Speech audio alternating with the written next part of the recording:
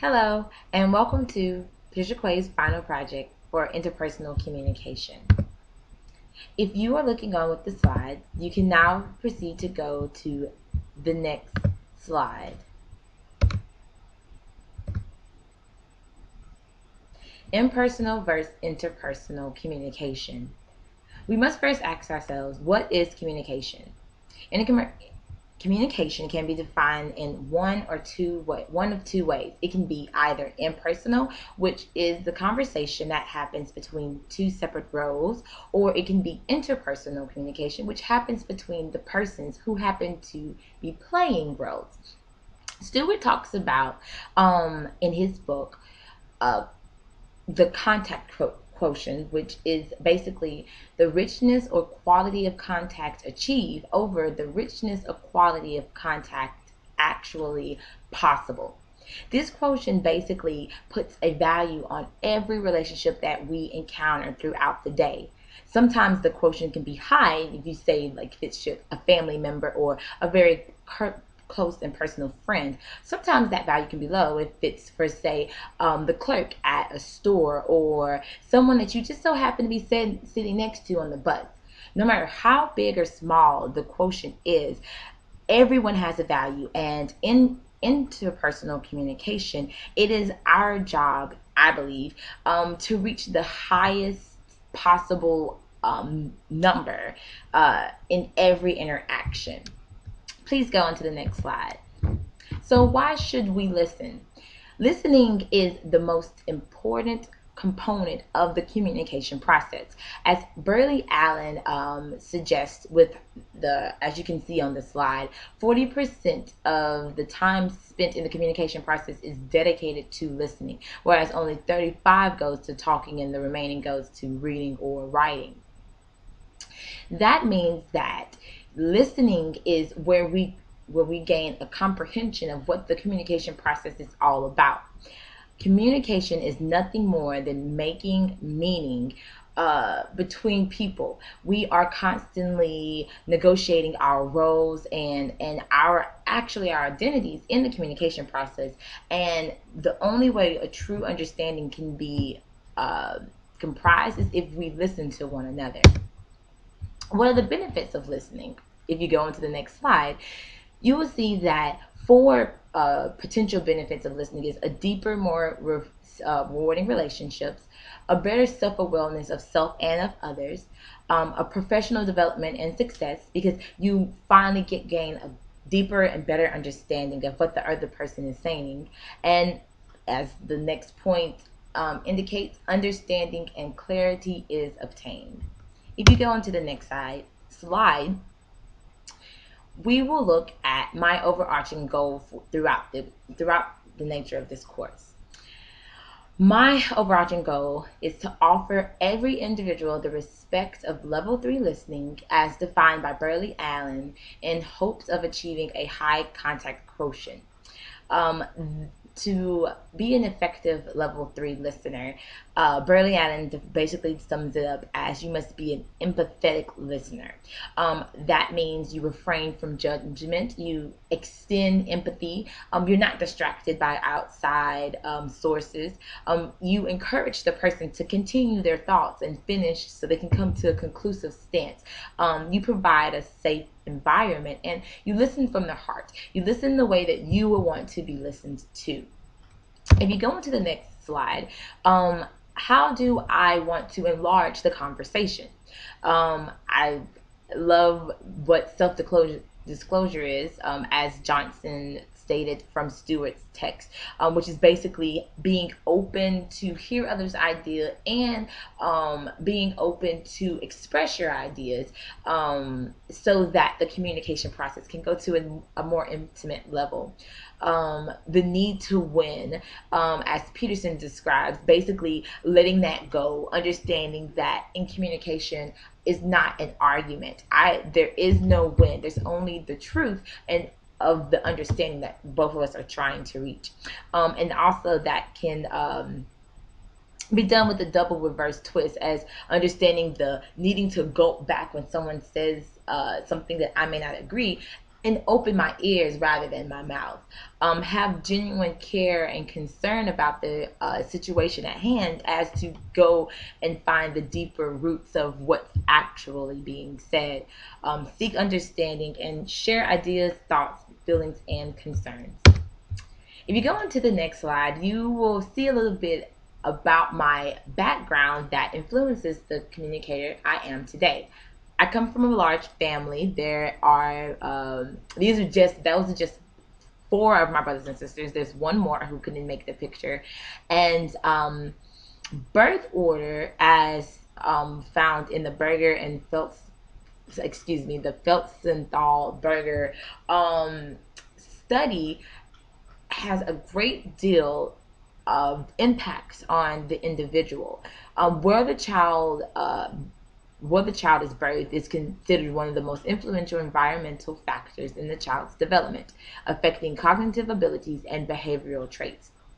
For me, I am the middle child of a huge family, and often there's a phenomenon called the big family, and basically it's where you, once you get the floor, you talk, talk, talk, talk, talk, and until someone else overpowers you in the conversation. And that has greatly affected my communication, because I often am not listening to the person for the heart of the matter, but rather for a point for me to say afterwards. And also, I'm constantly thinking about my point, so I don't forget what I want to say. But in the cause of that, the conversation is often, it doesn't progress anywhere, because as soon as they get done talking about their ramble, I go into a whole other tangent that was something that was probably said like 5 minutes ago, and it isn't where the conversation currently is. Um, Also, another factor that penetrates my communication style is my behavioral blend. I am a SI personality trait, and as you can see from, if you go to the next slide, those are all of the qualities that I possess that kind of affect the way that I communicate. I'm people oriented, so I like to please people in what I say, and I'm outgoing and reserved. I'm ongoing and reserved, and but I'm also active and passive. I'm energetic and expressive and quiet and shy. I'm all of these things, and they have their negative connotations, because sometimes I can be an attention hog, and sometimes I talk from an emotional stance rather than objective, and then I desire to please. So sometimes I kind of bend on what I want to say to make it sound better, and sometimes I'm bullheaded, so I'm very stern and I don't care what you're saying because I'm stuck on what I believe. And that's also positives, because I'm hardworking, I'm people focused, I'm caring and warm hearted. But all of these can create, as you'll see on the next slide, barriers that kind of hinder me from reaching my overarching goal, which is being a level 3 listener um, in every situation. Um, some barriers that I can say, basically, as you can see on the slide, are the flat brain syndrome. That's Peterson describes that in his texts, where you're so overwhelmed with emotion that you can't even focus on what's being said, and it's filtered through a faulty perception of reality, deception.